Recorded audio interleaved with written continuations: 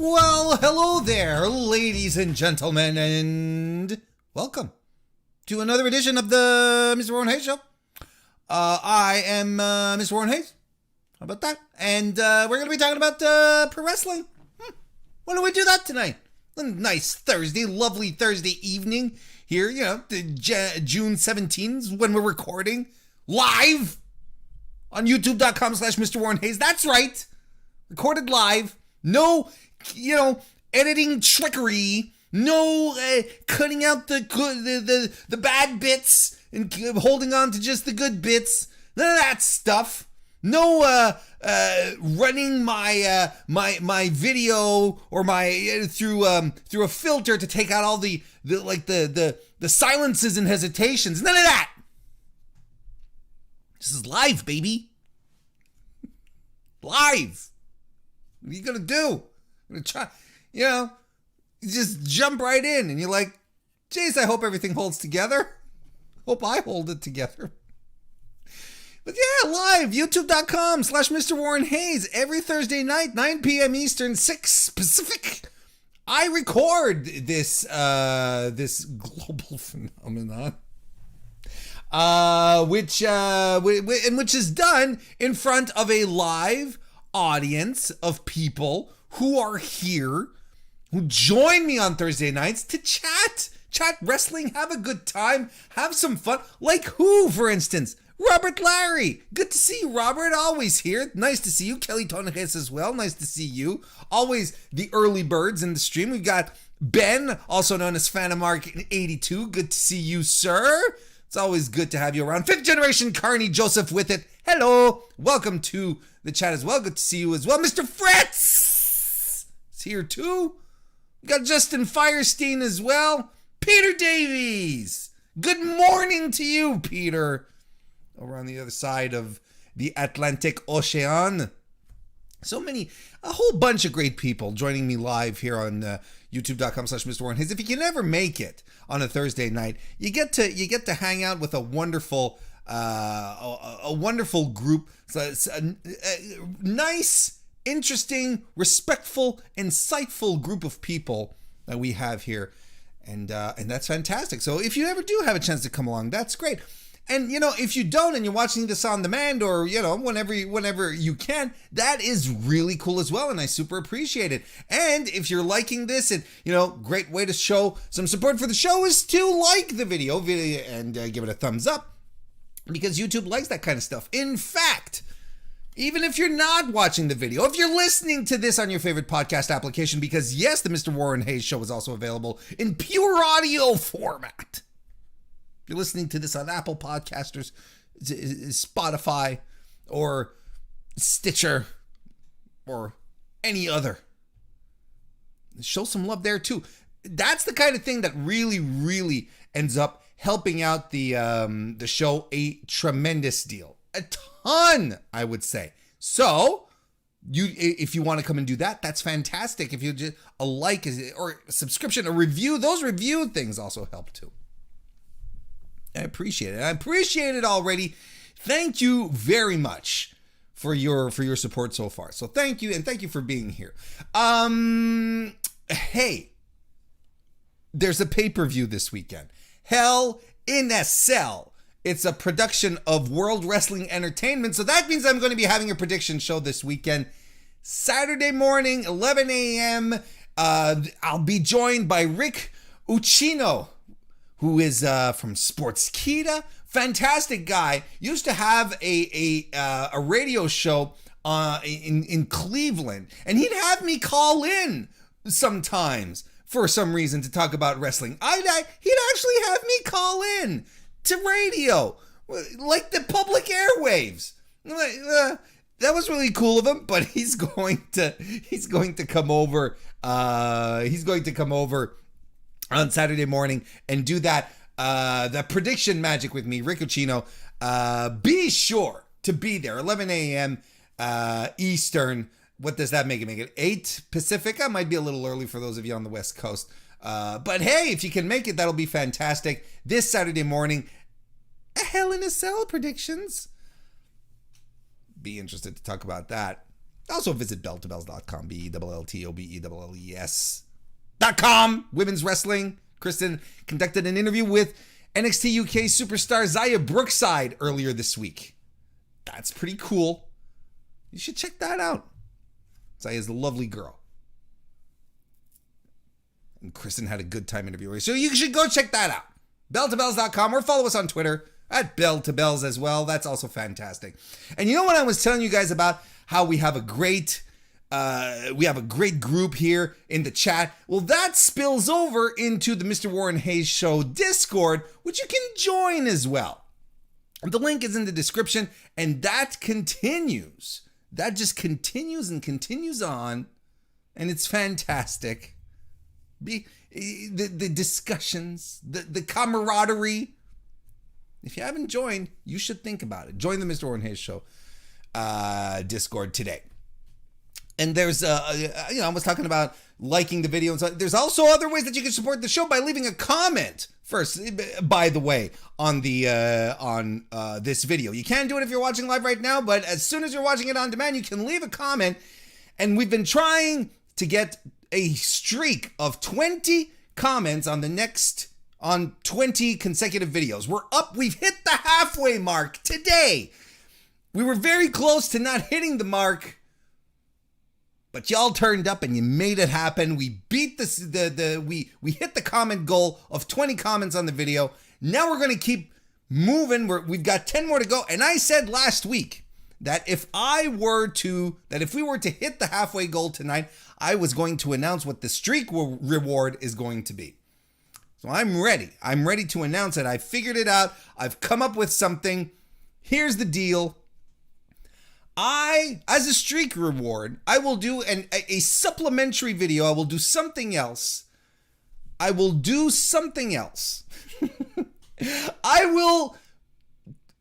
cook a full meal from the Can You Take the Heat WWE cookbook that was released in 2002.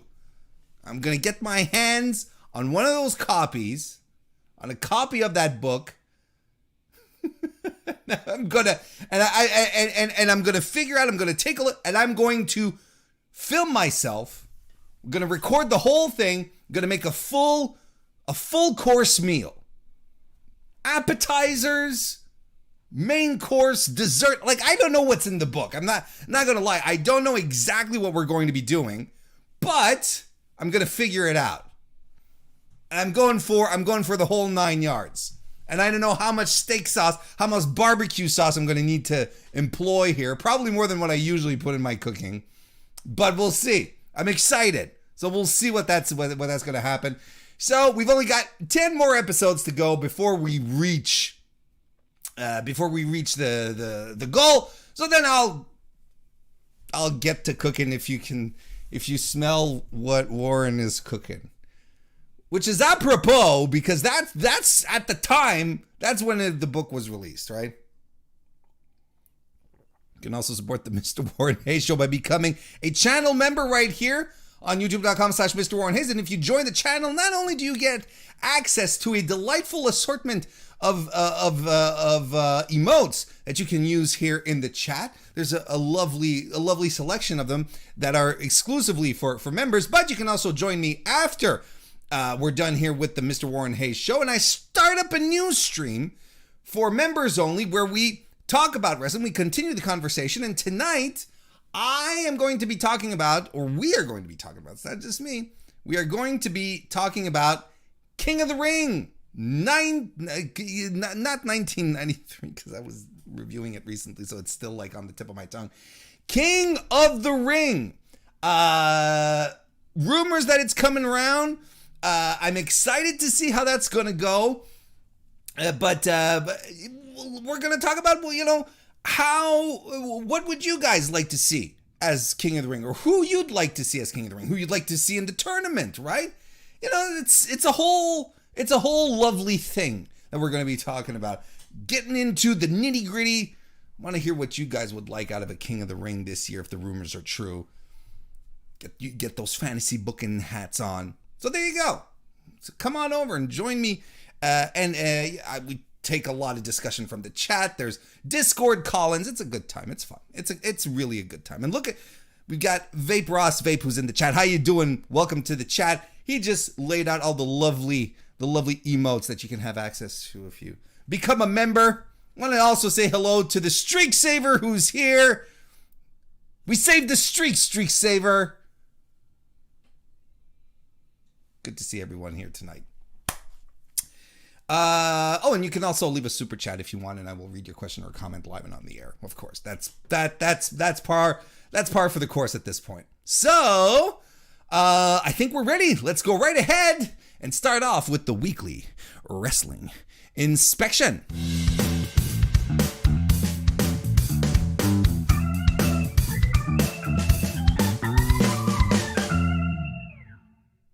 All right. There is a lot of stuff going. There a lot of wrestling that happened again this week.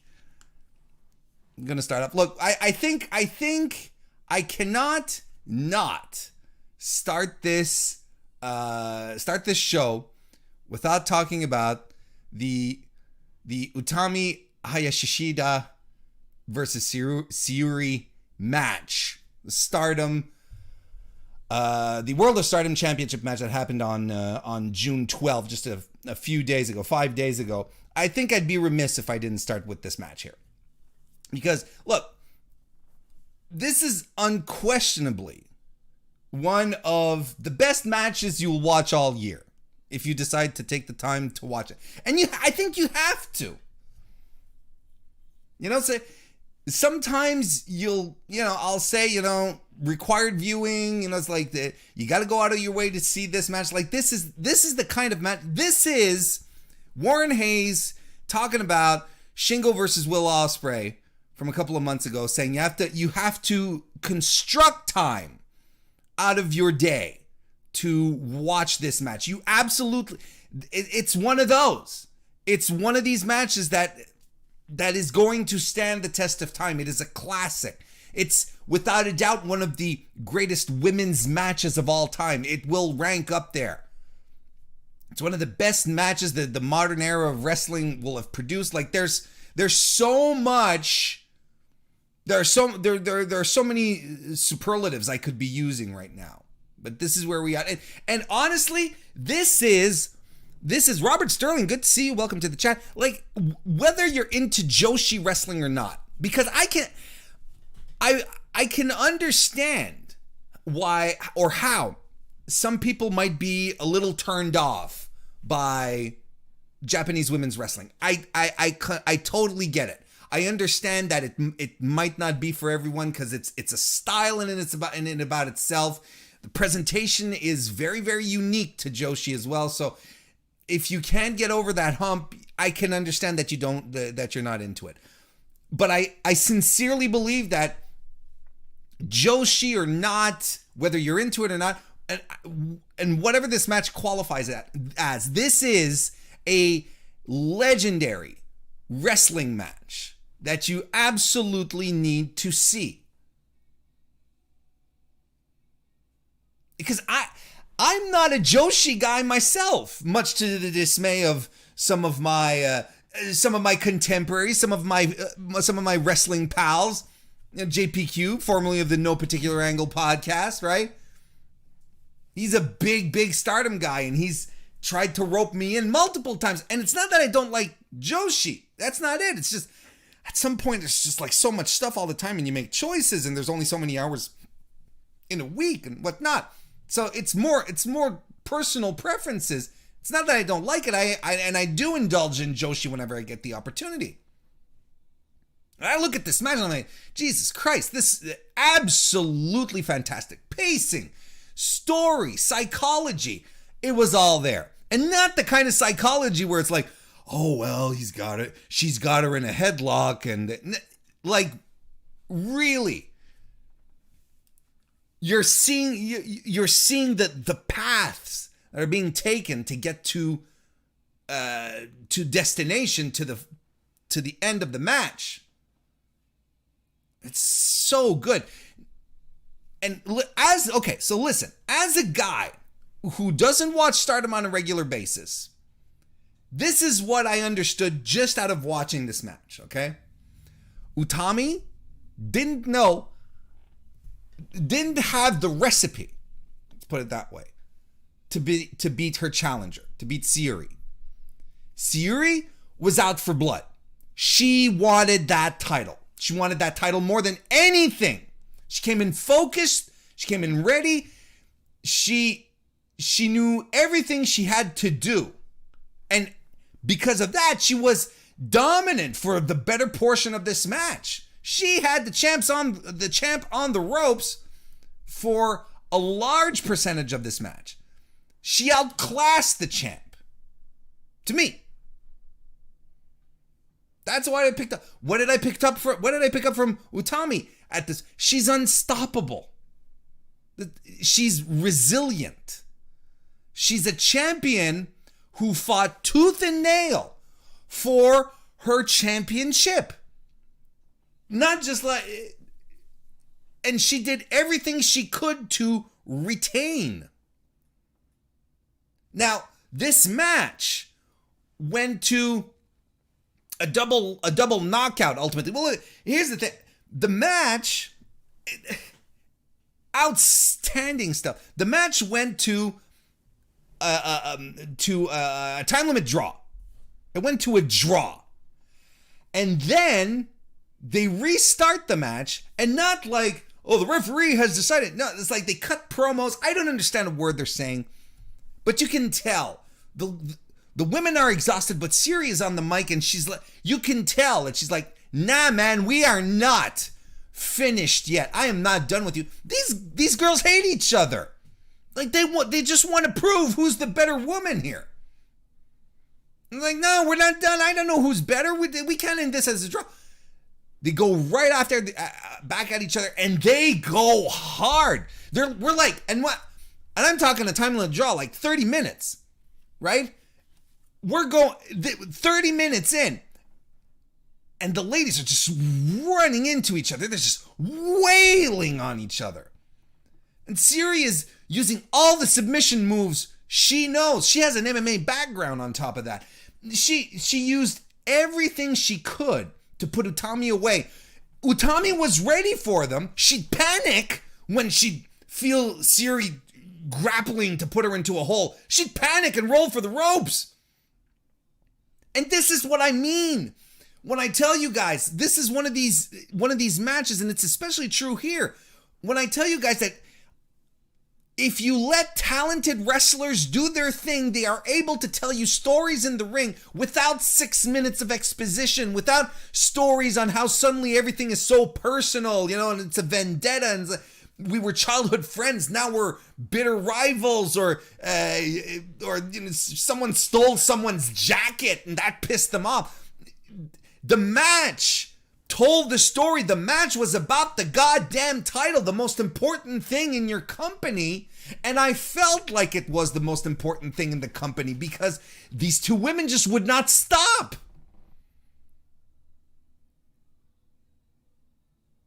And it's such a basic concept, but when you give it time, you let talented wrestlers do their thing. Look at what happens.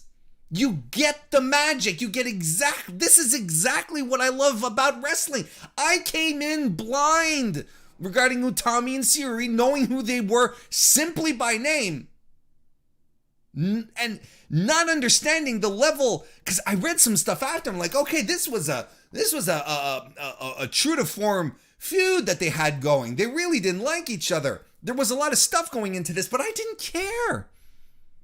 Because the match in and about itself was outstanding.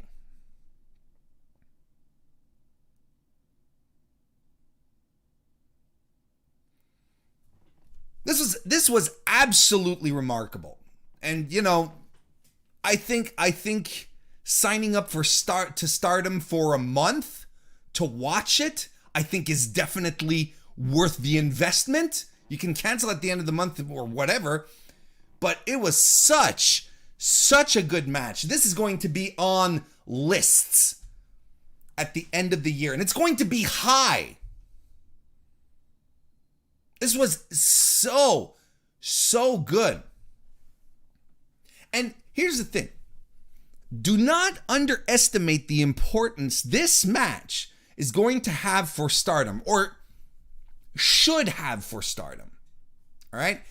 I saw tons of comparisons to Kazuchika Okada and Kenny Omega and their New Japan feud for the IWGP Heavyweight title.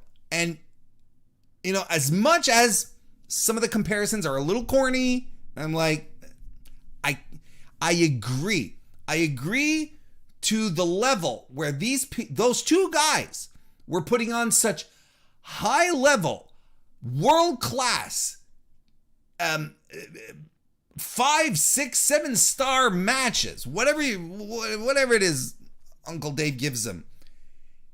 It created attention to the product, to themselves.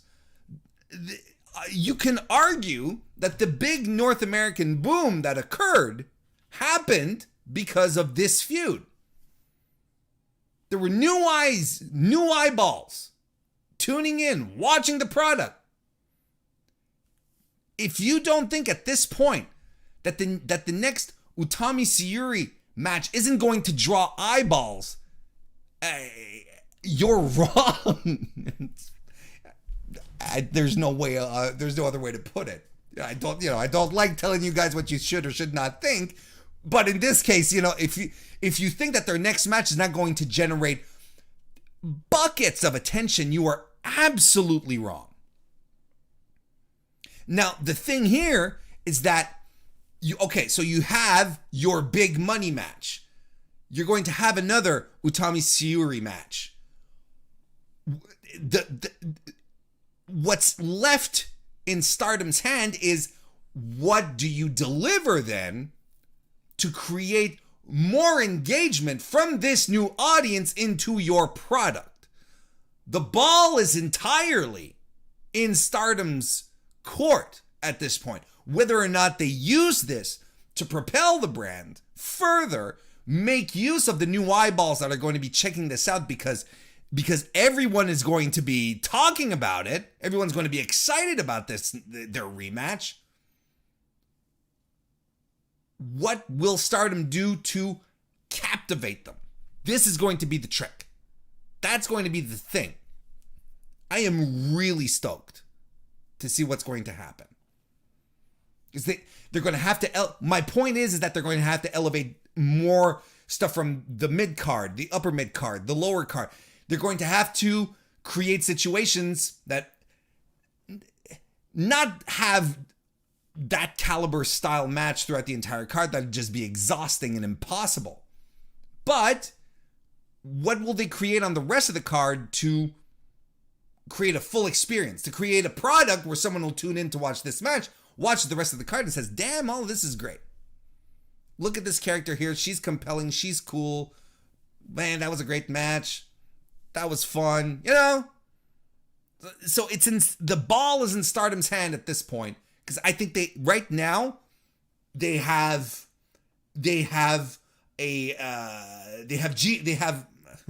magic in a bottle right now. That's the expression I was looking for. They have magic in a bottle right now, and they can entirely flub it, or they can make it work, and that's entirely up to them at this point.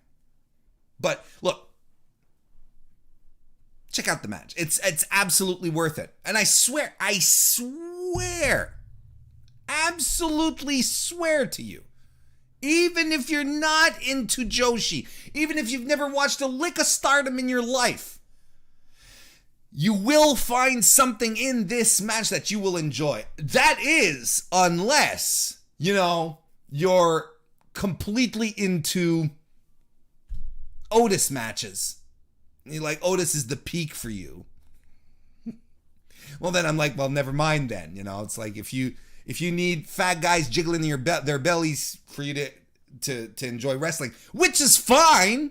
I'm not shaming what you're liking, but what I will say is you won't find any enjoyment in this match here. But for the rest of us, it's fantastic. It's really, really, really great.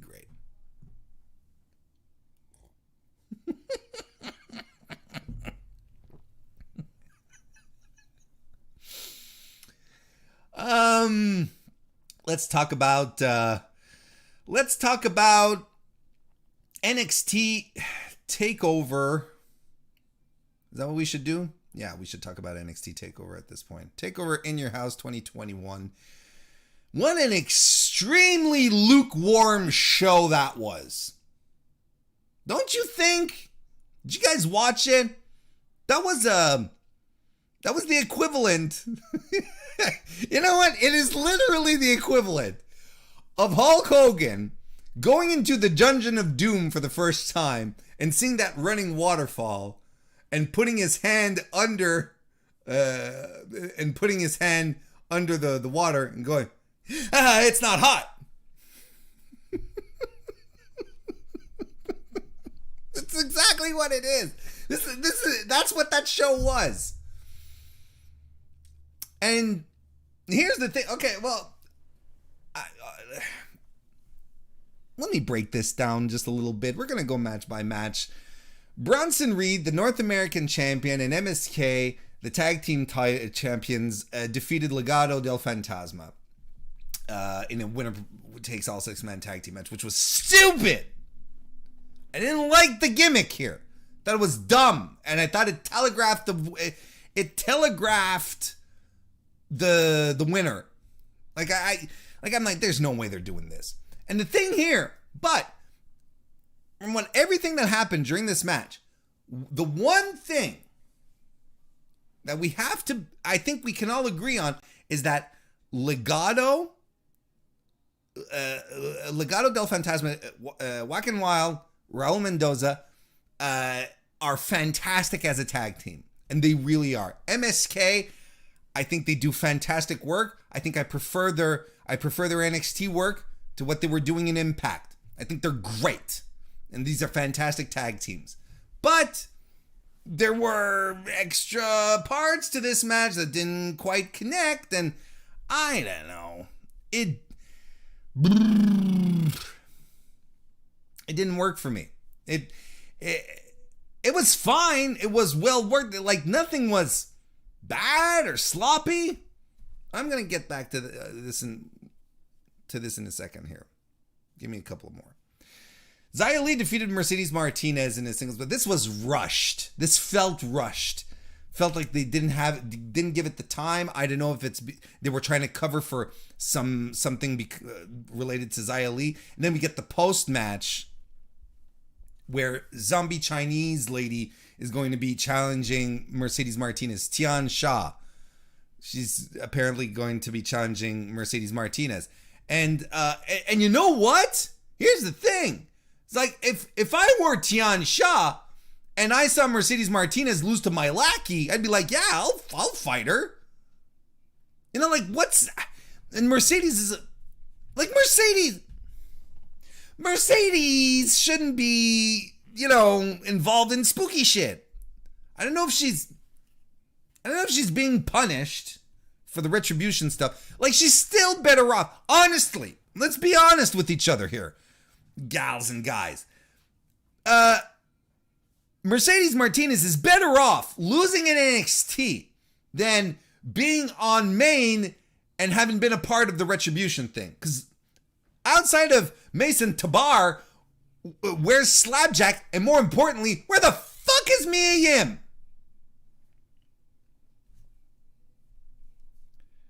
It wasn't good. It wasn't a good match, and it breaks my heart to say it because Mercedes Martinez is one of my favorite wrestlers. So that's lame. Tim Traver, good to see you. Welcome to the chat. And LG, good to see you as well. That deserves a sip of delicious, delicious root beer. Which, look, give me a second here. This is not an endorsement. It's just a few years ago, I found this fantastic mug of Hires root beer. I don't know if any of you are old enough to remember Hires root beer, but I found this great glass mug, and I keep it at this time of year. I found it a few weeks ago. Once I had moved, there was things get lost and move sometimes, and then at some point you open something up and say, hey. So I've been keeping it in my freezer. Then you pour your root beer in here.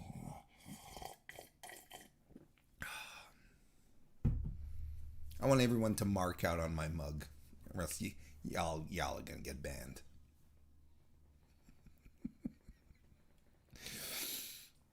LA Knight defeated Cameron Grimes in a ladder match for the vacant $1 Million Championship. Listen! We gotta get this. Okay.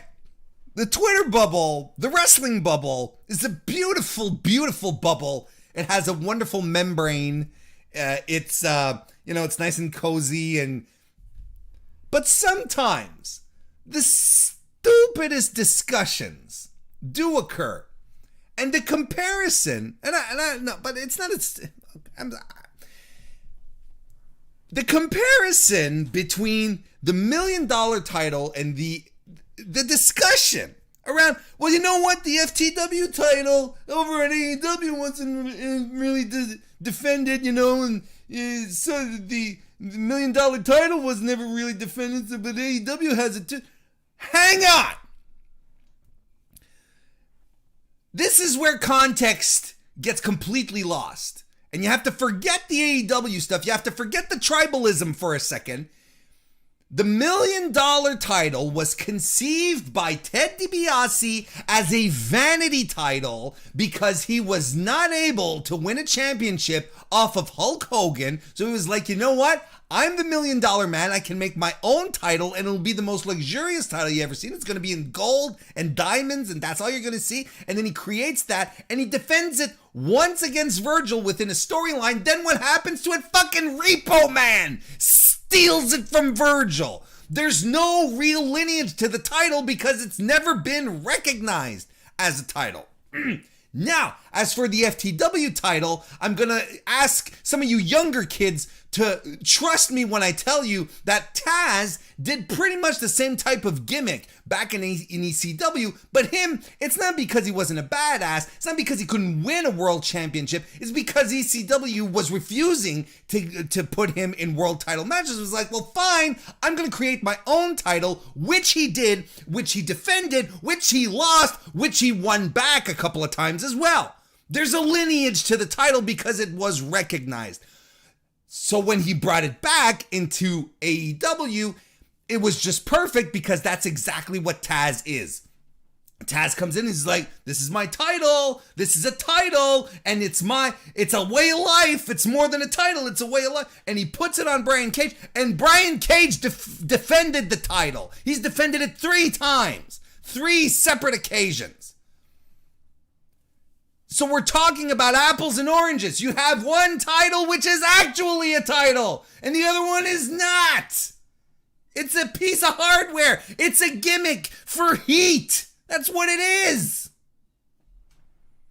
Cut the comparisons. You just go on. Cage Match is your friend. Go check out the lineage of a title. From there, you can search for titles. You'll find the FTW title. You'll even find out that FTW doesn't stand for the win. That's not what it stands for. And if you look for the $1 Million title, you know what's going to turn up there? You know what you're going to find when you search for $1 Million title? Nothing! Because it's not a title.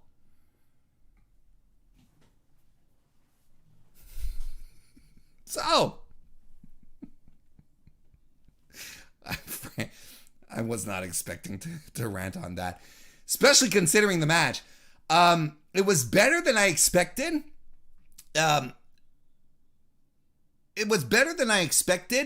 But Cameron Grimes, man, he worked his ass off in this match. He did everything here. He hit the spots. He carried it. There's just no other way to put it.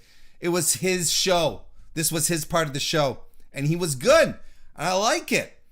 And I'm not going to lie here. I love the idea that they waited to the very end stretch of the match, really within the final third, before they started climbing the ladder to grab the briefcase, as opposed to doing it within the next few minutes and then do, you know what, then they start climbing and then they wait because the other guy's not ready.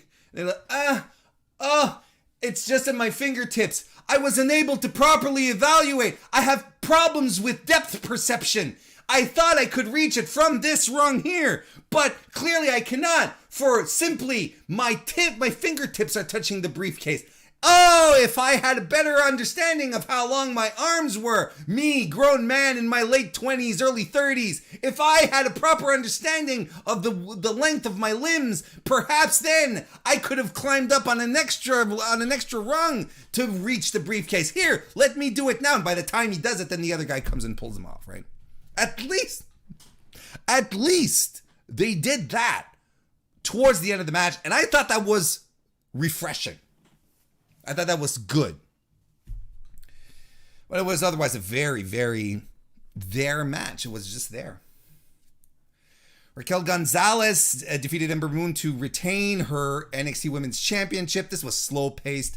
And I'm sorry to say, and as much as I like Raquel, I've always liked Raquel, as much as I think that she is destined for really strong stuff, that she has a great future ahead of her. I don't think she I said it when she won the title. I'm not sure that she's ready for the spot. Don't think she's ready for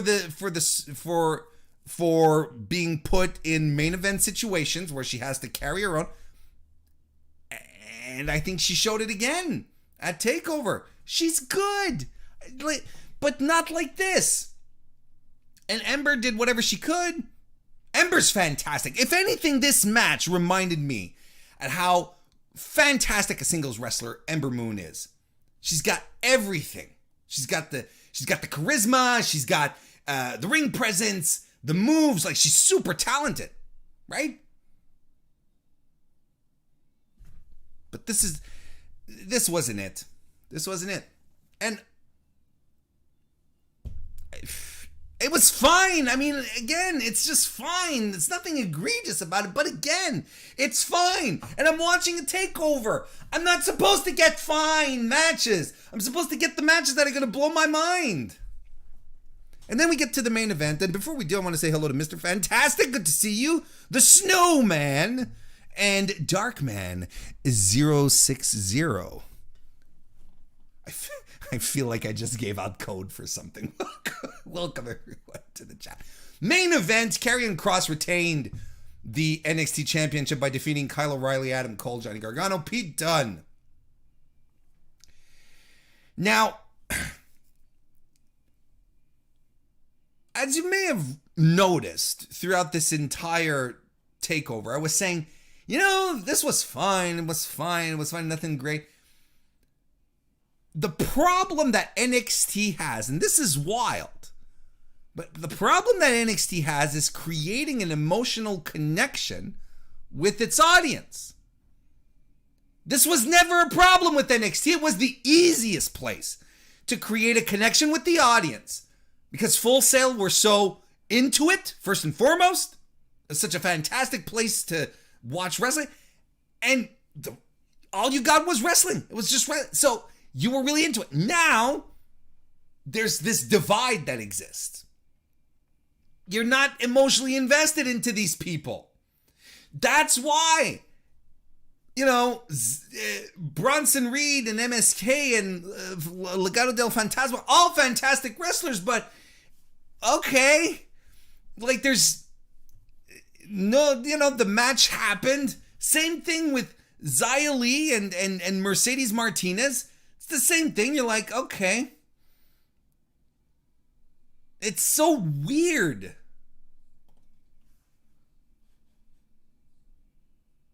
And then you get to this match, and I think this match is the epitome of exactly that. I think it's the epitome of what I'm trying to say. You get Karrion Kross, you get Kyle O'Reilly, Adam Cole, Johnny Gargano, and Pete Dunne in a match together. They're in the same match. They're fighting each other. And people, the reaction is,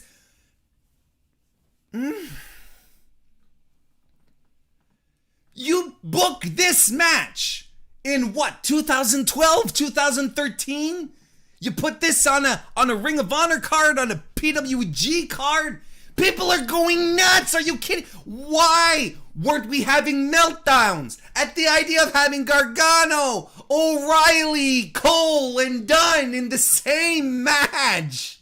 Are you nuts? Like, this was the best match of the night, but it wasn't one of these blow away extraordinary takeover matches where you're going to remember, and there's going to be stories told about this match. Like in 10 years, they're going to be doing WWE 24s about this. Like there's just nothing.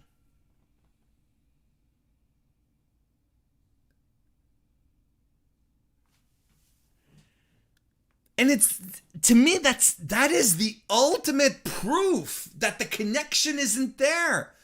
If you put those guys in a match together and no one's losing their minds. No one's like, Jesus, how great is this? And look, the match was, the match, like I said, the best one of the night. Doesn't mean I particularly liked it, because I don't like multi-man championships. I don't like triple threats, 5 ways even less. Because this is you have 2 guys in at the same time in the ring while the 3 others are on the outside recuperating, right? This is why I don't like it. I don't like these main events. Too many people if this was a regular one-on-one match, they wouldn't be outside the ring for 90 seconds doing nothing, recuperating. They'd be fighting. And Killer Kross is being booked exactly like a big guy, a big WWE guy. He tosses dudes around, tosses them outside of the ring, and then at some point they gang up on him, toss him out, and then he rests, and then eventually comes back and tosses the dudes out again, and then gets ganged up on until he comes back in for the big win. And saw a lot of people saying, oh, no, everyone hates Karrion Kross, your fans are fickle. I don't think that's the point. The point is that I don't think Karrion Kross belongs on NXT. I think he's a main roster guy through and through. This is a guy you put straight onto Raw. You put him straight on Raw, and you build him that way, and he'll get over there. But NXT is in an identity crisis ever since the move to USA, and it's become worse since they stopped filming in front of a live audience. It really has. So, I mean, that was a thing. Oh, I'd like to welcome Kristen Ashley, the First Lady of the MrWarrenHayes Show. Yeah. Welcome. Now, if we go from Sunday and we move on to Tuesday, this Tuesday's NXT ruled. It was a really good show. It was an NXT, a Tuesday night NXT that I enjoyed a lot more than a lot of other NXTs that I've watched recently. Like, I don't remember enjoying one that much. And there were some really good things here. Samoa Joe returning, I think. Look, Samoa Joe being fired, then returning, like, clearly this is something where they're like, look, you're being overpaid. We're going to fire you, cut your contract, but we'll rehire you with a new contract, lower. That was probably it. That's what I'm thinking. They just wanted him back for less money. Here you go. Is he going to wrestle? Is he not? Well, the idea is that he might not be cleared to wrestle, right? Speculation for a little more down the road. I want to see how his role as GM sort of grows and stuff, because they did tease a lot of him getting physical with it. He actually did. Like, he choked out Adam Cole. But we know Samoa Joe is a fantastic promo guy, and he's an intimidating guy, I think, as a GM. He can bring a lot and a very different type of energy than William Regal. And fuck you, William Regal, for coming out crying and working me like that.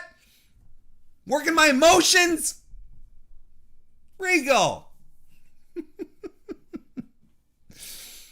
And there were lots of little things on the show. Like, Imperium versus Breezango, the first match, clean finish, which was turning into a problem on NXT. Clean finish, post-match beatdown for the heels to get their heat back. That's what you do. It's that simple. And I was like, pop. That's fantastic shit. Then we get Kushida versus Trey Baxter, the wrestler formerly known as Blake Christian. And that was quite good. I enjoyed that match quite a bit. And this was, I want to call him Blake Christian, Trey Baxter's first match back on TV since March when he wrestled on New Japan Strong. Baxter, look, I really like this match. Baxter did a great dive on Kushida at some point, a handspring kick, Spanish fly, a 450. But the thing here, Niven's gonna like this, and the thing here is that, but Kushida was letting the new guy get all this offense on him. Like, he's a star. What are they? He's a champion, and he's letting this new guy get all this offense on him.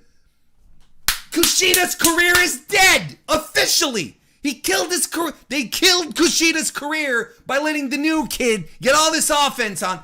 Dead. Kaput. Kushida is hitting the bricks just like Kenny Omega and Jon Moxley. They all got their careers killed by these new up-and-comers. Buried. They're dead. No longer credible.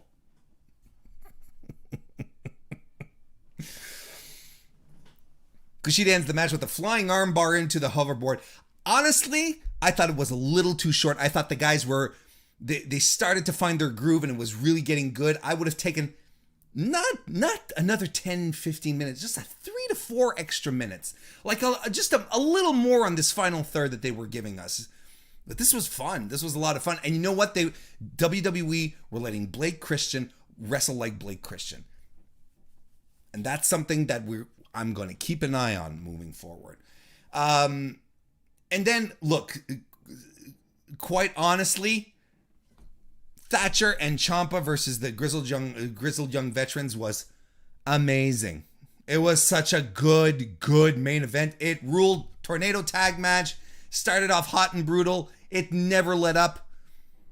I had a mark out moment when Thatcher and Gibson started grappling with each other towards the latter third of the match. Gibson is such a great... Because the thing here is that Gibson is a great submission wrestler, and that doesn't get put over enough.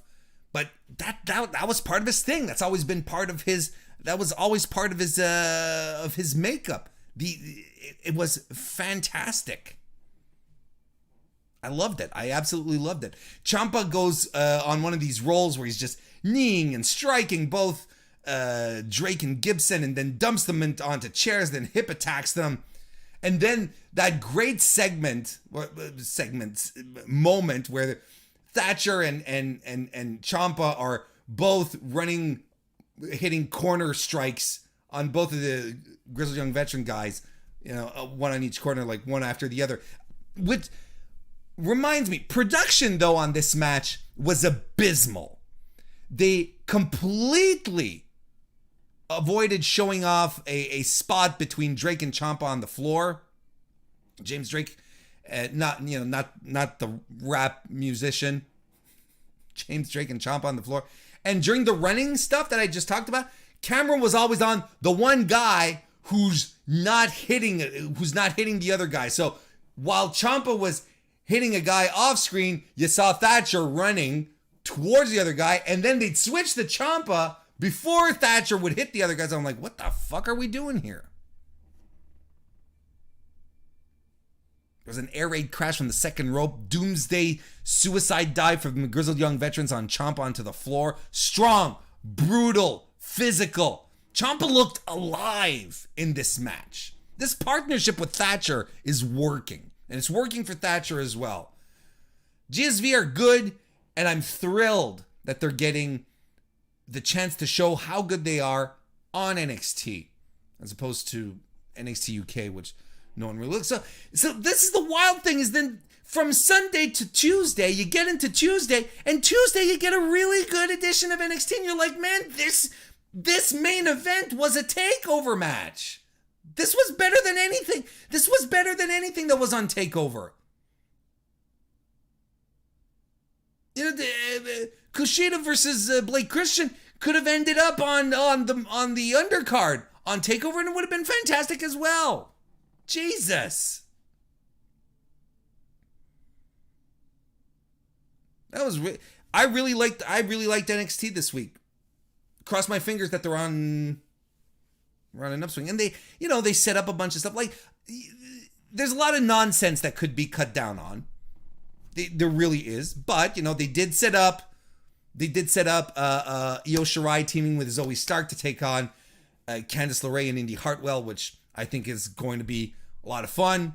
And a lot of stuff, it turns out that a lot of upcoming matches were set up at TakeOver. So like TakeOver was like a transition match, probably to the Great American Bash stuff, which, by the way, I am super excited that they're continuing to do these supercard things, because I've said it once, I've said it a million times.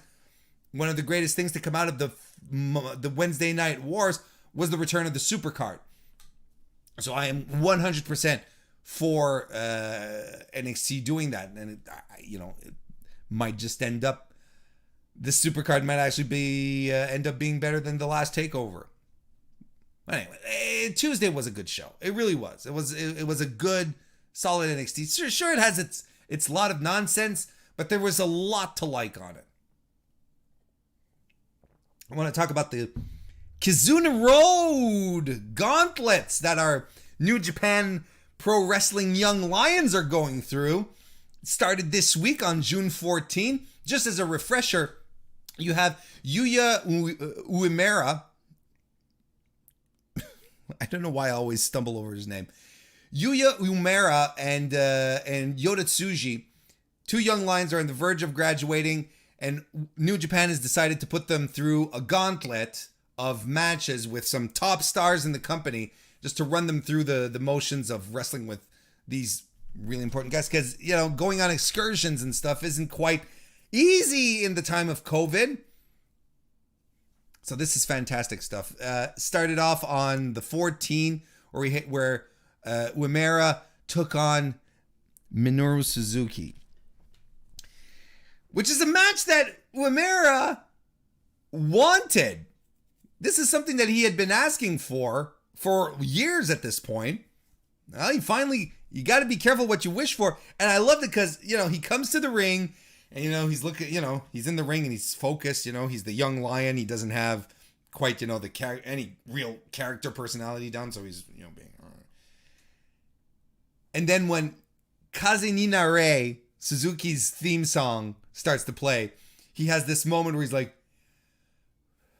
he keeps his composure, but he takes like this deep breath, and, this moment, and you capture it and you look at it as like, at this moment, for sure, he's saying to himself, doubt crosses his mind. It's like, is this really what I want to do with my life? And I mean, he wanted Suzuki probably because he wanted to prove that he could hang, that he could do it, right? And Suzuki just twists him up throughout the entire match, pulls out his arms with wrist locks and arm bars. Uemura gets some strikes in and a back suplex, a Boston Crab, but Suzuki, once he gets out of those moves, like, yeah, you want to do it? And he just lays in one of these, an amazingly fucking brutal forearm, and Uemura just drops. He just drops. And I'm thinking, the kid's out. I don't know if he's doing a good job at selling, but they sort of get him back up, and he gets back up onto his feet, and he just decks him. He just cracks one across the kid's face, and he drops again. And I'm like, he has been knocked loopy, or he's doing a hell of a sell job. Anyway, but Suzuki won with a deep single leg crab on this one. I mean, the young lions are not going to win any of these. That's not the point. Then and then we had, on the same night, Hiroshi Tanahashi taking on Yota Tsuji. And this is cool because Tsuji was Tanahashi's guy. He was his corner guy for a lot of matches, the big matches. So there was really a master student vibe to this match, which was really cool. And I loved how Tsuji seemed conflicted at the times where he had to go, or he chose to go after Tanahashi's legs. They were so close. Kevin Kelly was putting over their relationship. It's like putting over their relationship backstage. And I was like, well, Tsuji knows a whole bunch of stuff about Tanahashi that he can use. And yeah, this is great, And he went at it. He did his Mount Tsuji move on his legs. He locked in an Indian Deathlock. He stomped the knees. Like, he went at it, but he tapped out when he actually gets out of a cloverleaf attempt and gets Tanahashi into a Gory Especial, which was pretty cool. But Tanahashi eventually gets him into a second cloverleaf, and then he taps. It's good stuff. On the 15th, we had Zack Sabre Jr. taking on Uemura. And Uemura brought his submission game here. But I think ultimately it was a bad idea. You don't bring your submission game unless you're really, really on point with it to a Zack Sabre Jr. match. I love this spot early on where Zack is basically wrapping him up, and as he's wrapped up, Uemura has access to Zack Sabre Jr.'s ankle. So Uemura starts twisting the ankle, and Sabre goes, ah! He's like, ah, and he goes like, you cheeky bastard. And then he twists him up and over, and he's like completely out of the move, transitions into something else, and I thought that was a lot of fun. But see, that's the thing. When Uemura was bringing the strength, everything was okay. But Zack Sabre Jr., that's when Zack Sabre Jr. was in trouble. But Sabre won by basically sitting on him. It was a good match. That was fun. Then we had Sushi versus Taichi. And Tsuji in this match had to deal with Taichi stalling and his nonsense, let's do sumo and all that shit. Yeah, this is basically Tsuji learning to deal with a dirty player like Taichi, right? Because when Tsuji got pissed, he got pissed. Clearly, this was what happens when you wrestle someone who is all about the mind games, who's all about the psychological. There were a couple of near falls here in this match, don't get me wrong, that I thought Tsuji had. At some point he kicked out of a dangerous T, but he hits a super kick for the L. It was another fun one. It was different. It was very, very different. Then on night 16, Uemura was defeated by Hiroshi Tanahashi, but it was very solid. Uemura tried a lot of stuff, but Tana wasn't rattled enough to be off his game plan. Another cloverleaf win for Tana. And then you get Tsuji versus Okada. And Okada was just picking the kid apart. Tsuji gets some great power offense in.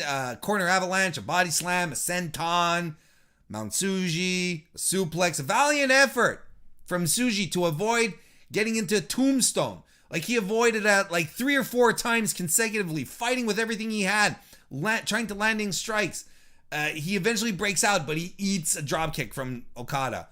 And the end comes when Okada sets him up for a Rainmaker, spins him, but instead of following through with the lariat, he sort of takes him down in some kind of leg takedown and drops Tsuji on his shoulders, pins him like that, like something. You're like, whoa, where did this come from? Didn't win with the Rainmaker, didn't win with the money clip, and Okada gets up, he goes like this to the referees, like, raise my hand. He raises his hand. Okada goes like this to the audience, and he hits the bricks. He doesn't even tap Tsuji on the shoulder and say, good job, kid. He's like, I'm good. I'm out of here. Didn't even break a sweat. Tsuji in this match had to do everything in his power to try and stay on top of things. Like, the kid worked his ass off, and Okada's like, I'm good. And he doesn't stick around. He's like, I'm done here. Hits the bricks. I love it. Saiji poured everything into this match. Couldn't get it done. Okada didn't even break a sweat. You love to see this kind of shit. God, I get excited about that kind of stuff. In-ring storytelling. It's not forced down your throat. You have to pay attention. You have to look at stuff. No 8-minute monologues to set it up. No monologues in the ring. As you just figure it out because you're a smart person. And when you watch wrestling, you should watch wrestling that caters to your intelligence. Because y'all are smart. You know why I know you're smart? Because you're watching the Mr. Warren Hayes show right now, live on youtube.com/MrWarrenHayes on a Thursday night. Like the damn video if you haven't already, because you're smart. And if you're listening to this on demand, leave a comment. Tell me what makes you smart as a wrestling fan.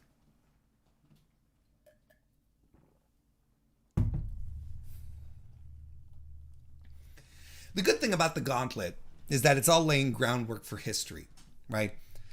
This is stuff that in 10, even in 5 years, in 3 years, whenever these guys, we're going to go back to these moments. You don't think I'm excited now at this point to have Tsuji versus Okada again, and Tsuji being like, you disrespected me back then.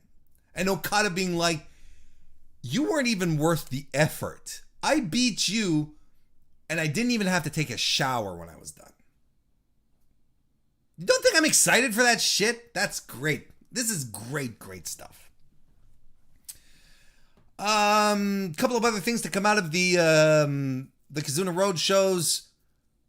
LIJ versus the Dangerous Tekkers is what we're building towards. LIJ, composed of Tetsuya Naito and Sanada, going for the tag team titles. So that's something that's happening. We also got Taiji Ishimori, who's basically said that you can win. He can win 2 championships. He can win the Junior Tag Team Championships with El Fantasma, and he also challenged El Desperado for the Junior Heavyweight title, which is something that would be very cool.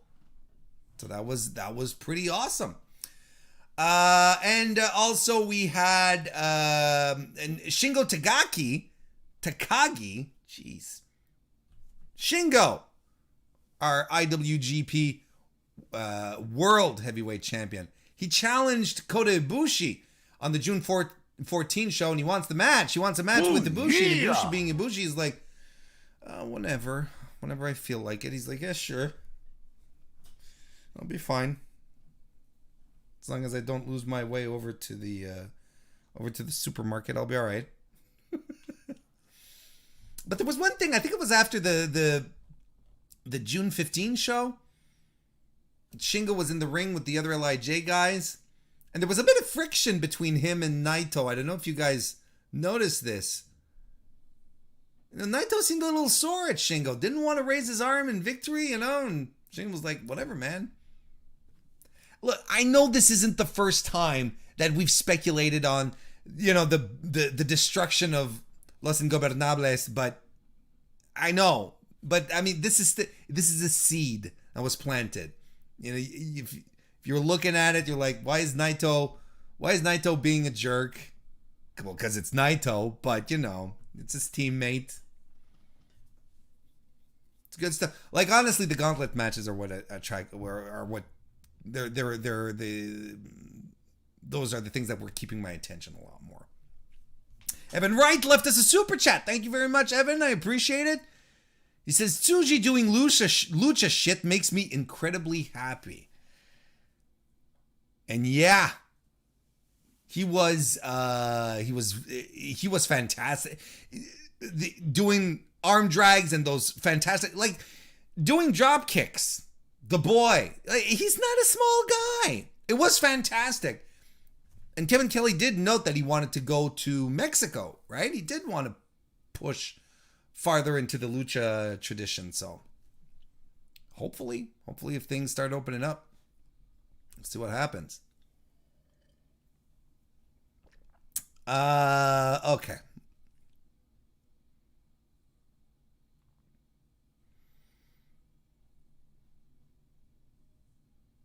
Let's do this here. Just checking out what we should do. There's a lot of grief being passed around the Roman Reigns stuff right? There's really a lot of grief regarding the angle, right? And personally, I think that there's a contingent of people. I think it's really at a point where it's divisive. I think there was a time where it was shine more universally in a positive light, but I think right now the Roman Reigns stuff with the cousins, I think it's being a little, what's the word I'm looking for? Drawn out. And I don't think people are into it as much. By the way, I want to say hello to Anakin, JMT, and DGMC. Good to see you guys. And I think there is some criticism that's valid. I think at the same time, I think some people are being overly rough in regards to it, because it's not as bad as a lot of people make it out to be. I think the problem is twofold when it comes to the Roman Reigns storyline. When everything around you is bad, and you have something that remotely shines, that glimmers, and that you're like, wow, this is actually tenable, it makes sense, it's good. Well, you latch on to that. You're like, don't take this away from me. This is good. I'm enjoying this. And that's a situation that happens, it's like when everything around you is crap, and what you find in the middle of the crap is, I don't know, spoiled baloney, where you're like, you know what? The spoiled baloney isn't that bad compared to the crap. That's one thing. But there are no story beats. This is the second point. There are no story beats in this angle, in this story. And I've talked about this in the past. Oh, yeah. And I'm going to tell you again. The problem that WWE has is that it tricks us into believing that it's storytelling, when sometimes it isn't. When you tell a story, you usually go from, point A, let's say, to point G in your story. So you go from point A to point B to point C to point D and so on and so forth. You get story beats to get to G. But WWE, what it does, it tricks you into believing that it's going from point A to point B to point C, when in reality, it's going from point A to point B to point B to point B to point B. Oh, now we go to C, but then we go to point B and B and B and B. And then, or maybe go back to B, but then we'll stay on C. Oh, yeah. It tricks us into believing that this is what's happening, right? And I don't understand it. Like, I really don't understand. I don't understand how they still manage to do that. Because essentially, for the past 4 weeks, I'd say, we're at the exact same spot with the Jimmy J, Uso, Roman Reigns triangle that they have going. There hasn't been any real advancements. There's been some things that were set, creating the tension, the relationships, establishing the complex dynamic that exists between the three, and how, establishing how caught in the middle of this Jey Uso really is. And I appreciate that. But there hasn't been any real storyline advancement. We've been treading water in this relationship. Now, that's why I think people are like, this sucks. It's not that it sucks. They're not telling the story. It's not advancing. It's not progressing. So the performance. Look, I don't want to. The point I want to make here. Here's the thing. I would love it if WWE mixed up its formula a bit, because I think one of the things that's killing this angle is that it's not creating any new story beats, and it's in a high profile position week after week after week. We spend easily, 25 to 30 minutes per SmackDown specifically on this show, on this angle, right? From, opening promos to backstage segments to matches. Like, there's easily 30 minutes that's devoted to this angle specifically. If you're devoting 30 minutes and your story's not going forward, what's the point? What if one week it was a little more in the background. Because you're like, yeah, you know what? We can't, our next big story beat has to be just before the pay-per-view. So maybe the week before, we don't flaunt it as big, right? Just scale it back a little. You don't necessarily have to have your champion on front and center every week. And you know what that happens? And then it frees up time to push new stories, different people, put other people into the spotlight. Because I think a lot of it is fatigue. It's just plain old fatigue. But WWE doesn't mess around with its formula. It's always been the same formula. It's like Roman's the champ. He's on all the time. He's on it's the same thing with Drew. When Drew was champ, it's Drew. Always in these top angles that don't progress every week. They just stay where they are. There's nothing new. There's nothing to chomp down on. I swear, if last week the Roman and Uso stuff just took a back seat, you could still do a backstage angle. But instead then we focus maybe more on Big E or whoever else, or Sasha and Bianca, for fuck's sake. Not Sasha, excuse me, Bayley and Bianca. And focus on that.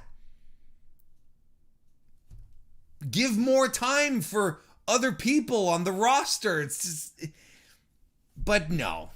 Yeah, that's why then people, that's why you get commentators like, it sucks, it's terrible. It's not that it's terrible. They don't know how, they don't understand how to pace their stories and give us significant, meaningful advancements in their storytelling. And this connects to what I was saying last week. If WWE isn't good at wrestling and isn't good at TV production, what are they good at? Anyway, those are my thoughts.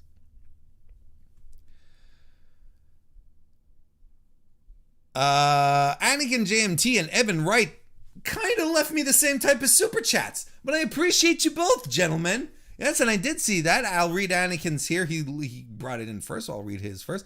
Why are Roman and Ray having their match Friday? What is he talking about? Evan Wright says they're doing Roman versus Ray Hell in a Cell on Friday on SmackDown. The match that was supposed to be on the pay-per-view, they're doing it on Friday. Mystery to me. Then who are we getting a story beat then? Is Roman going to be facing Jimmy in Hell in a Cell? I mean, look, the one thing that I'm hoping, this, and I'm touching wood here, I hope that that this doesn't mean like that Ray is injured. You know, I hope they're not pulling him out because he's not cleared. That would suck. That would really, really suck. But I mean, this is WWE, right? This is WWE. The most baffling decisions, right? Why would you give one of your pay-per-view matches in the pay-per-view gimmick on Friday for free? Well, I'll tell you why. Because WWE already has your money, Peacock subscribers. And it already has all that Fox money. Doesn't care. We talked about this last week. J.S. Brown, welcome to the chat, sir. Good to see you. Thank you for the super chats, gentlemen, by the way. I'm going to keep the hot trash up there. So Eva Marie finally made her long-anticipated debut, right? This is the thing where WWE's like, this is going to get the ratings. This is where we're going to start scoring big time. This is where we turn things around. We bring Eva Marie back. People are going to come back in droves to see her. This is what people want. She's supposed to fight Naomi, and she comes out. But she's accompanied as she's coming out by Piper Niven, the wrestler formerly known as Viper. on the British independent circuit. And instead of wrestling the match, you've probably all seen this, but for posterity, I have to go. I want to go through this.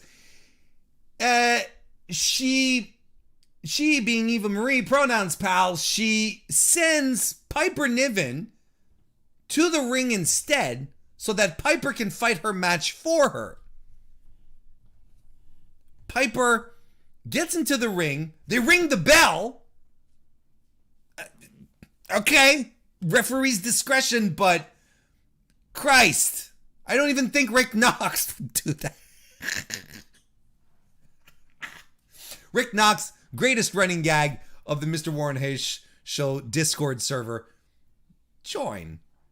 The link is in the description. Anyway, Piper squashes Naomi like in a minute.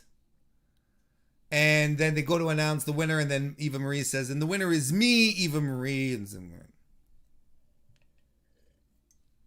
then Piper comes out and she's happy and she's like, yay, and she hugs her, and Eva Marie is like, Now I'm going to tell you what I've been told.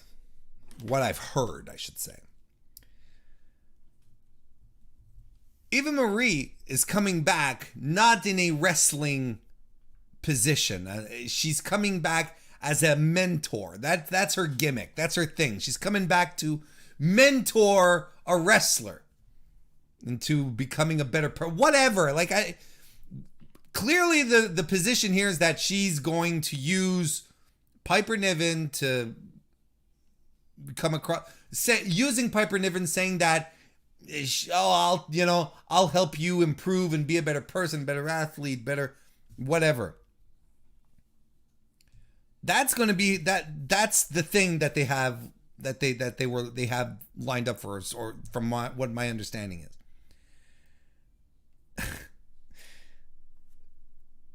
Now, I gave Marie whatever, okay, that's the thing. And Piper Niven comes to the ring, and commentary is acting. They're saying, who is this woman? We don't know who she is. And I'm like, mother, I'm trying not to get demonetized. The problem,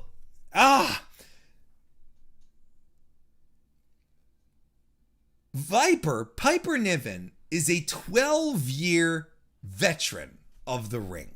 She's been doing this for 12 years, since 2009. She's a staple of the British independent circuit. She's a cornerstone of NXT UK's women division ever since Rhea and Tony left. So, I can get behind WWE fans not knowing who she is, because WWE fans, in general, are not privy to the indie scene. They have their WWE bubble and they're happy with that. That's okay. So I can appreciate that they don't, they don't make any relations, right? But for commentary to not even acknowledge that this woman was a part of the company on another brand, that, friends and family, is insulting to your intelligence as a viewer. That's just as simple. Okay? It's just really, really that simple. I was telling you just previously, just a couple of minutes ago, you should watch wrestling, you should enjoy wrestling that treats you like an intelligent human being. This makes fun of your smarts. Because even if you find out later that she was in NXT, you can be like, well, why didn't they just keep her name? And this is what's fascinating to me. Is that it's the same thing with NXT when they have wrestlers there and they get them over using a certain gimmick and a certain way of doing things, and they go up on main and they trash that and they do something else. I don't understand that. Who is this woman? Are you fucking kidding me? And no, this is not a proper way. And look, not gonna lie, there's a lot of stuff that I love women's wrestling. Piper Niven's career is one that I'm familiar with, and I enjoy the fact that that she's on main and that she's probably going to make some money, and good for her, right? Good for her. But it also breaks my heart because she shouldn't be in reset mode.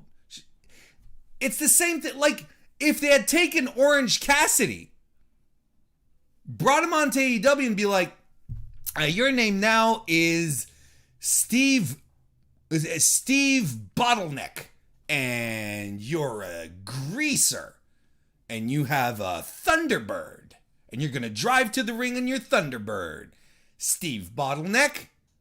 And he's not, like, it doesn't make sense. And especially since she was working in their company, it doesn't make sense. And I tweeted it out. I just said, this is no way to start off a 12-year veteran's career on main. That just doesn't work. Not even mentioning who she is. Not even talking about her pedigree, her background, even if it is just NXT UK. It's not cool. It's not. And then I get people in my mentions saying, well, she just squashed a former SmackDown champion in Naomi. I don't think you can get a better champion. I don't think you can get a better debut than that. Hang on a second. Now, a wise man once said, despite the fact that the wise man often gets into situations where he revisits history, this wise man once said, context is king. Here's the context. If Naomi just came off of a successful championship run, maybe I'd be like, yeah, you know what? This actually was pretty cool. But Naomi's stock has been down since 2019. And despite the fact that I love Naomi and I think she's a great athlete, you are lying to yourself if you think it's anything but. And this is not on Naomi. It's not on her talent. It's on how she's been booked. It's been how she's been presented. You may like her. I like her. But she's not perceived as a star. You know who else beat Naomi in record time in like under 2 minutes just a couple of months ago? A couple of weeks ago, Nia Jax. A couple of months ago, Lacey Evans. Last year, Dana Brooke beat Naomi in 1 minute and 40 seconds. So there's no prestige attached to this because they're not presenting Naomi as a champion or a threat. They could have put so many other women. They could have brought someone up from NXT, from the PC, to just stand there and take it. And that would have been at least something credible where you're like, okay, she's getting a squash match. But this isn't better. Because Naomi's not perceived as a threat. It's ridiculous.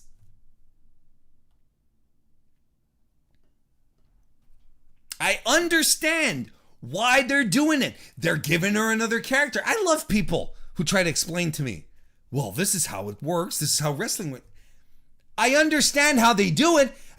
Why they do it. I understand how they do it. Doesn't mean I get to like it. Doesn't mean I think it's good. Doesn't mean it's just because I understand something doesn't mean that I enjoy it. Doesn't mean I think it's a good idea. I understand why people rob banks. Doesn't mean I approve of it.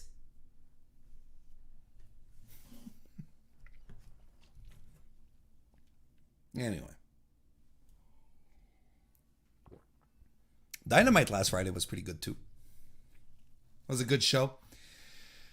Started off again with another really strong match. Christian Cage and Angelico. I was going to call him Angelico like I'm some kind of weirdo. I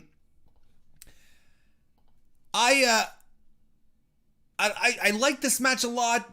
Angelico working the arm, the shoulder, getting Christian Cage all ready for the Navarro death roll. But Cage had a great showing.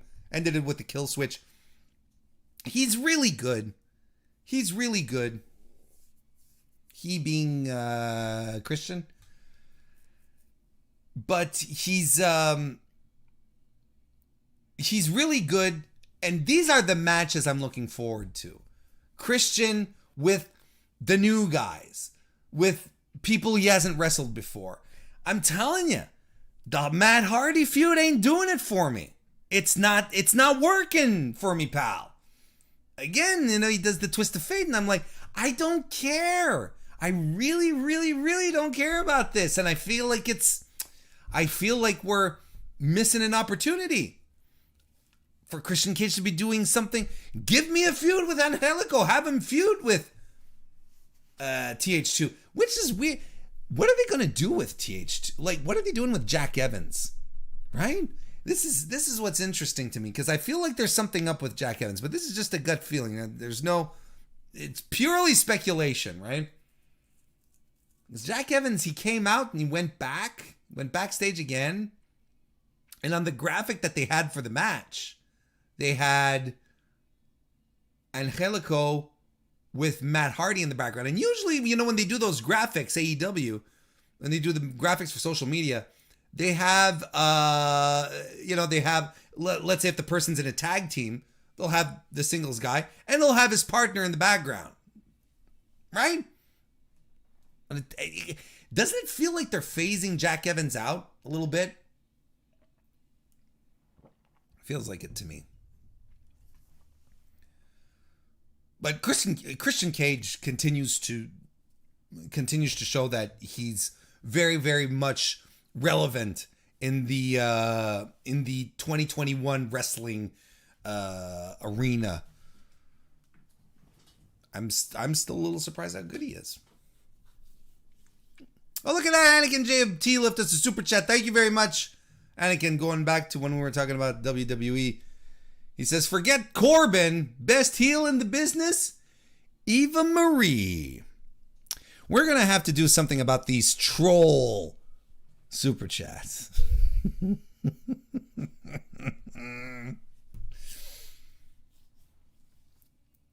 I'm really excited for her to start cutting live promos again. I'm not going to lie.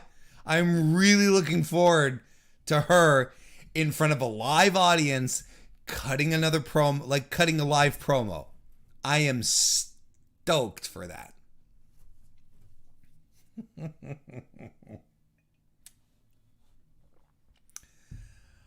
All right, so there was a thing with the limousine between the Inner Circle and the Pinnacle, right? And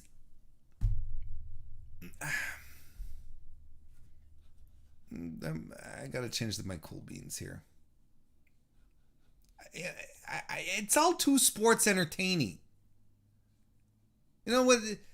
The limousine, and then when they came out with the water gun, the water truck, and it's like,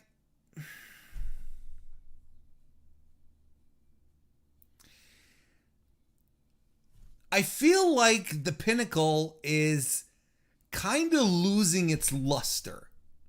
And I think it's because the Inner Circle, and I don't know who's in control of who's producing these segments, whose input is going into here, but I feel that anything involved with the Inner Circle, even still now, it's always a little too much. And there's a dissonance that exists now with the Pinnacle versus when they started. I will die on this hill that the Inner Circle came in with one of the strongest debuts of a stable / group in years.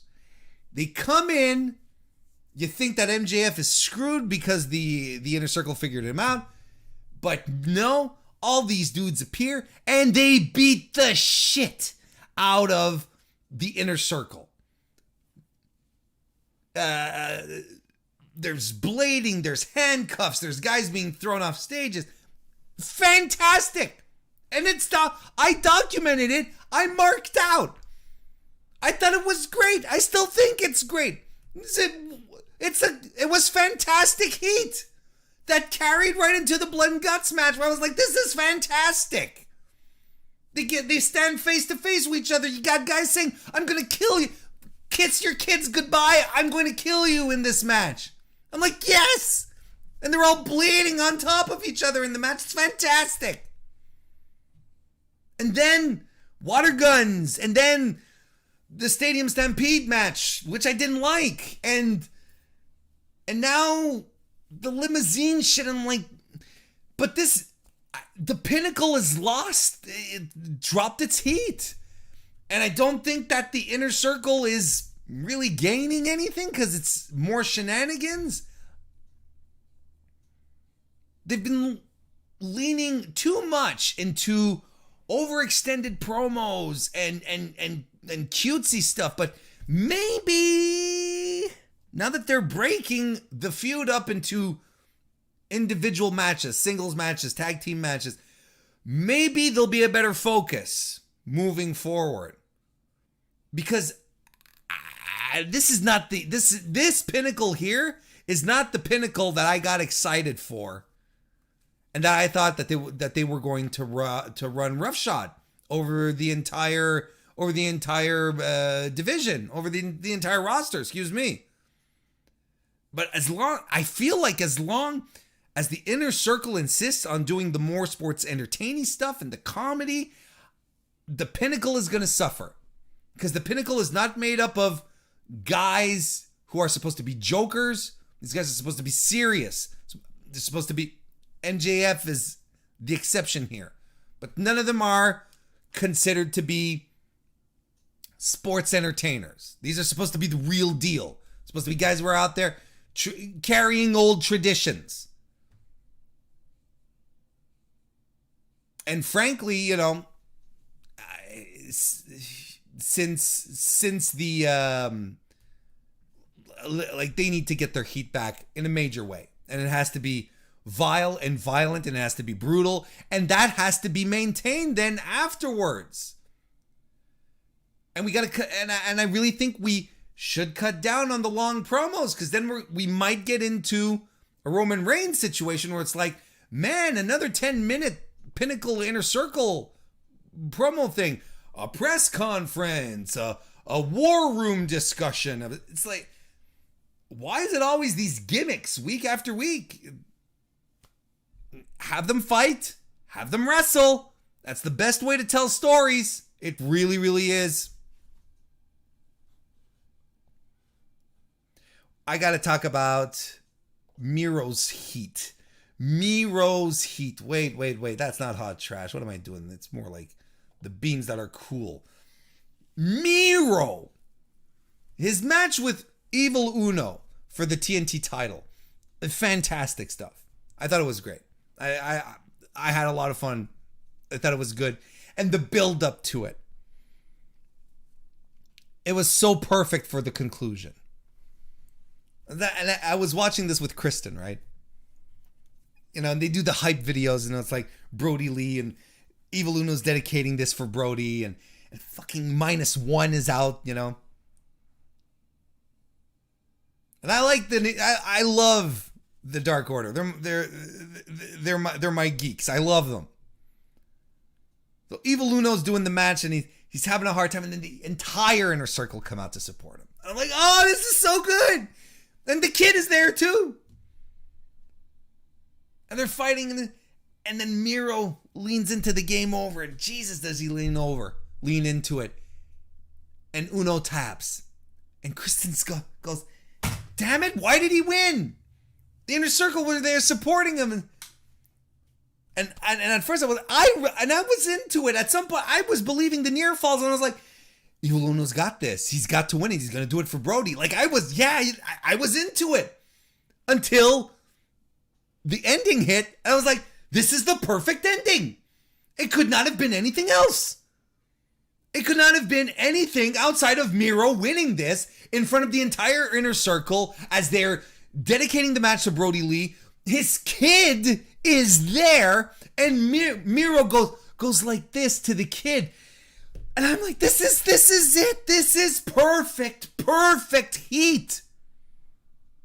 You get the feel-good moment. You have the guys, the team rallying around their dude. Like, you can do it. Hang in there. You're almost there. But he can't.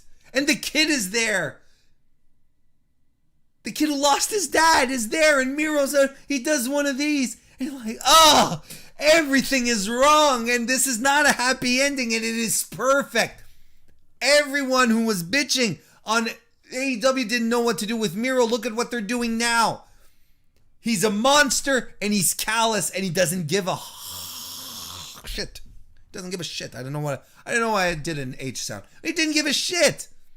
It's fantastic. And the thing here, this is something, AEW is a weird company sometimes when it comes to getting heat. Because sometimes, I'd say oftentimes, they're able to create such fantastic heat for guys and gals that you're like, this is amazing stuff. You know, like the Pinnacle, for instance, which was great. You know, Anthony Ogogo, stuff that they're just so naturally. You're just like, this is heat. This is it. This is what heat in wrestling is. Miro, just as sweet. But then you flip that around and you do a compare and contrast with how great the Miro heat is. But then look at the Cody QT feud. Or the Nightmare Family and Factory feud. Like they're running Cody and QT again in a strap match. What, in 2 weeks or next week? Not this Friday, next Friday? And look at the tepid reaction that it's getting from fans, from people online. Like, okay. Do you think it may be because Cody ran through the entire factory and they're not seen as threats? Hell, even his brother ran through a member of the factory. Dustin defeated Nick Comoroto. So it's like, I don't know.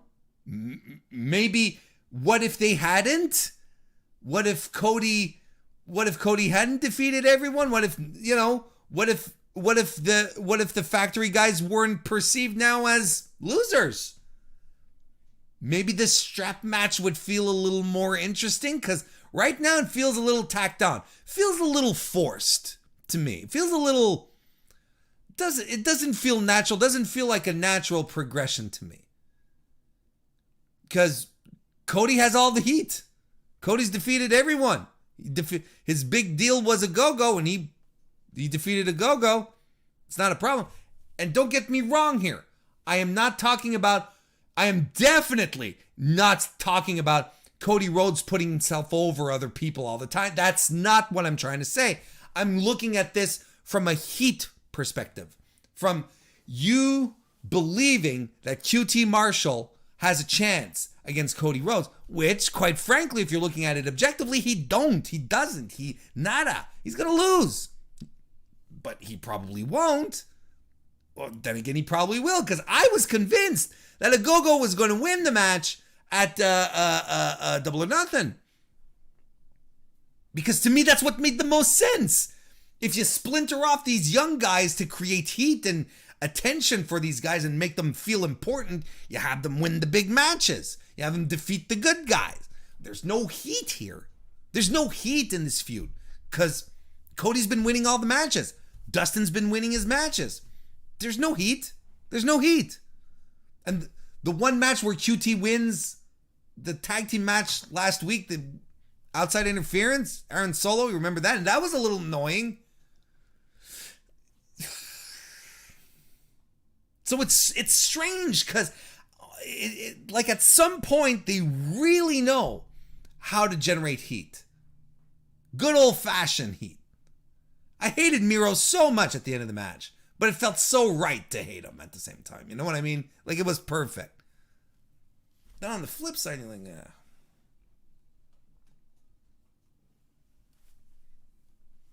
Anyway, I hope Miro has a long reign as TNT champion, because I'm digging it. Digging it big time.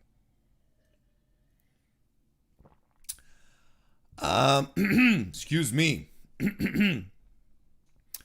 And really quickly, Leyla Hirsch had her match against. I do have to underscore this, because she had her match with Nyla Rose, and she looked very, very good. And she's already become a crisper, more confident wrestler than when she started a couple of months ago. And I think this was her best match. Leyla was her best match since joining the AEW roster. And I love the idea of this match too. Stakes. This was for the number one contendership, and basic stuff, but you like it. No hamburgers to throw around, no bullshit. Just like these two women have to have a match because rankings are important. This will affect the rankings and who's going to get the next shot at Britt Baker. Leyla looked so good in this match. She's really, really come a long, long way since just a couple of months ago. I think it's great. I'm excited to see what they do next with her. She always had the promise, but now I already feel like she's coalescing into a legitimately great competitor, which we knew she had it in her. Not a big surprise, but it's good to see it so soon. Well, then that'll wrap up. On that note, we'll wrap up the weekly wrestling inspection. How about that?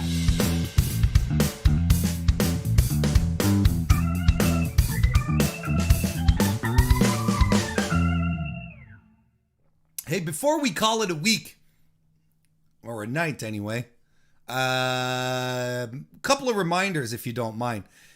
Leave a like on the video. If you're watching this video on demand, leave a comment. Ask a question. Leave a thought. Always appreciate it.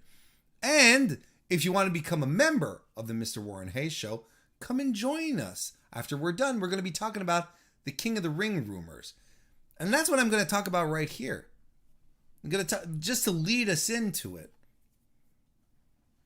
There's been rumors going around that WWE wants to lean into more gimmick shows moving forward. We know the draft is coming, but they apparently want to bring back Raw Roulette.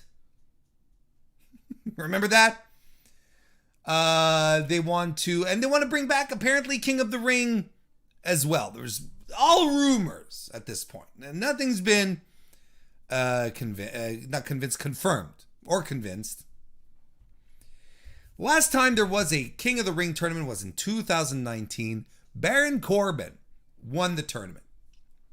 And I know a lot of people, I myself included, are sick and tired of the King Corbin thing because it's played out. It's kind of boring. It's not fun anymore. But I will also say, more importantly, is that that King of the Ring tournament, 2019, really, really was a showcase for Baron Corbin and his wrestling skill. I remember it distinctly. Going on post shows back in the day and just raving about how great he was.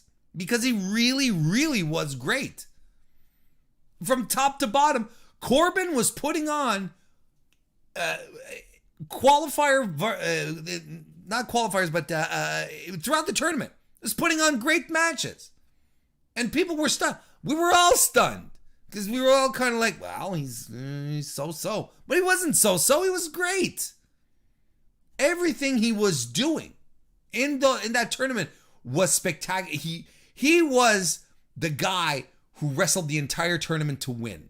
People got buys. There was some shenanigans with a three-way that he got wrapped up into. And I remember being like, why is Baron Corbin, why does he have to be in this three-way match, this triple threat? It doesn't make any sense. He's okay. WWE got in its own way, whatever.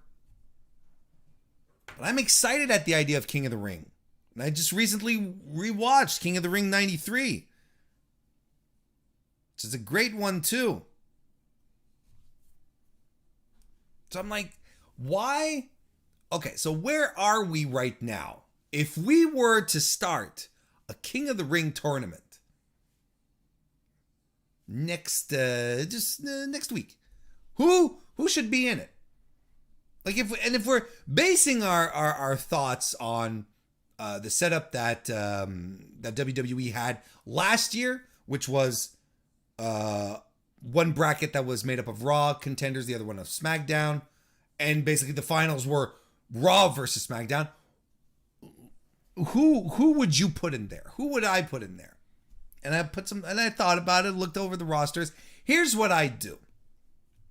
On the Raw side, I'd put in Mansoor, Damian Priest, Cedric Alexander, Mustafa Ali, Keith Lee, T-Bar, John Morrison, and of course, Xavier Woods. A couple of reasons. I think you put guys in here like Mansoor. You put a guy like Mansoor and, put him in a first match with a guy like Cedric Alexander or Mustafa Ali and let the boy shine. He's really, really good. A tournament like this should do two things, right? It should elevate a career, should elevate someone. Plus, it should help draw attention to some new, younger, up-and-coming stars. That's what I think it should do. That's what a good tournament does. Now, these are single eliminations. It's not like a round robin, but, you give Mansoor a good first-round match against a guy who can help him shine, like Alexander, like Mustafa Ali. I think you get something really special here.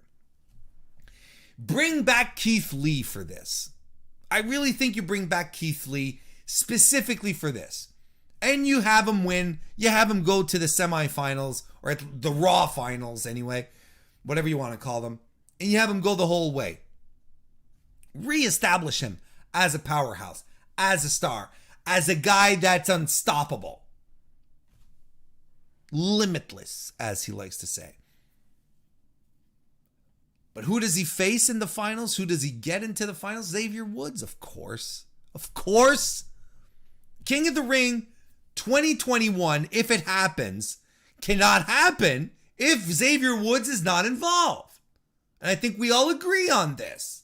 It cannot happen if Xavier Woods is not a competitor in here.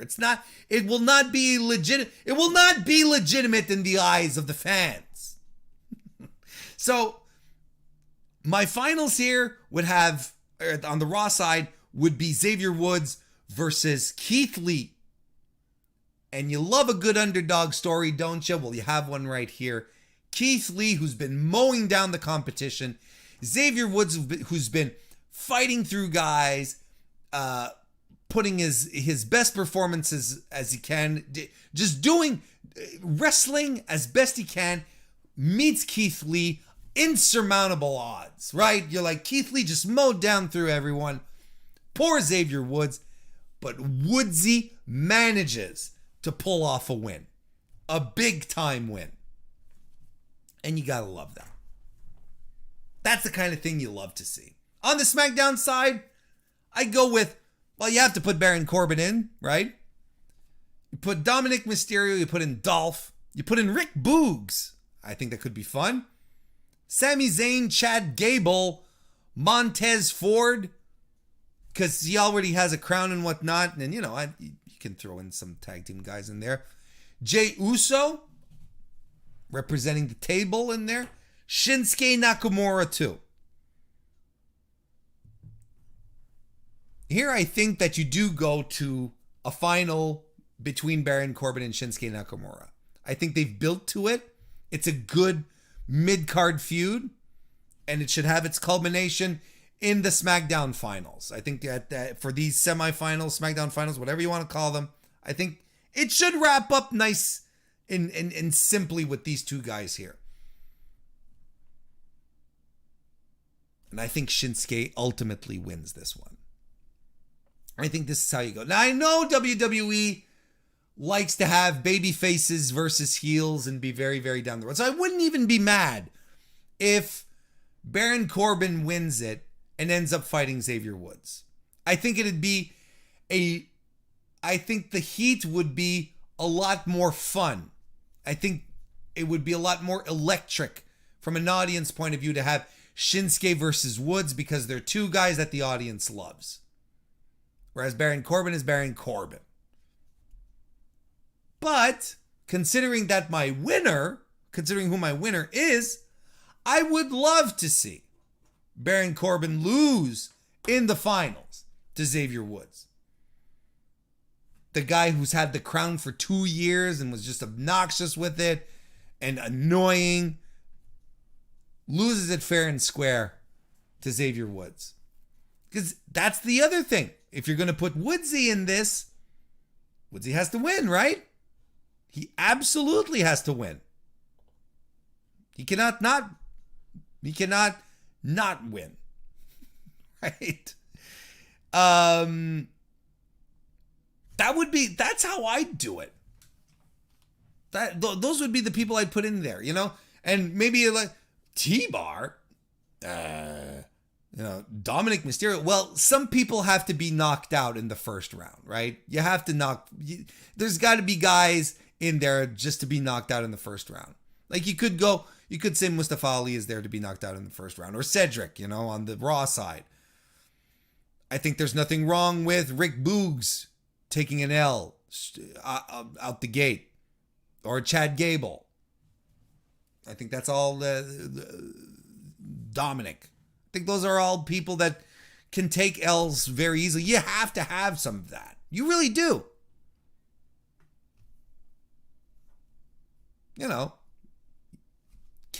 Not everyone can be a superstar.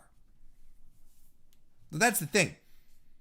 That's how I'd set it up. But I really don't see, if they're doing King of the Ring this year, I don't see anyone else than Xavier Woods pulling off a big, big win. It's going to be the sentimental win. It's going to be the one everyone wants. Let's just do it. Let the fans go home happy, Vince. Vince, let Woodsy win. That's what we want. And I kind of feel they're setting the seeds for that with the MVP, talking with Kofi Kingston on Raw and saying your boy here, he's holding you back. And, maybe Woods is like, look, I can do the singles thing too. E is off doing it. I can do it too. Let me go win King of the Ring. Like, it's all things that could connect. Maybe they're doing long term. Maybe. Well, on that note, folks, we are going to wrap it up for this week's edition of the Mr. Warren Hayes Show. I want to thank everyone for joining me live tonight on youtube.com/MrWarrenHayes. But equally generous thanks to everyone who's listening on their own on demand here on YouTube or on their favorite podcast app. Thank you all so very much. Remember, Saturday morning, 11 a.m., come and join me for Rick Uccino as we talk about Hell in a Cell predictions. It's going to be a good time, especially since we have one last match to talk about, apparently.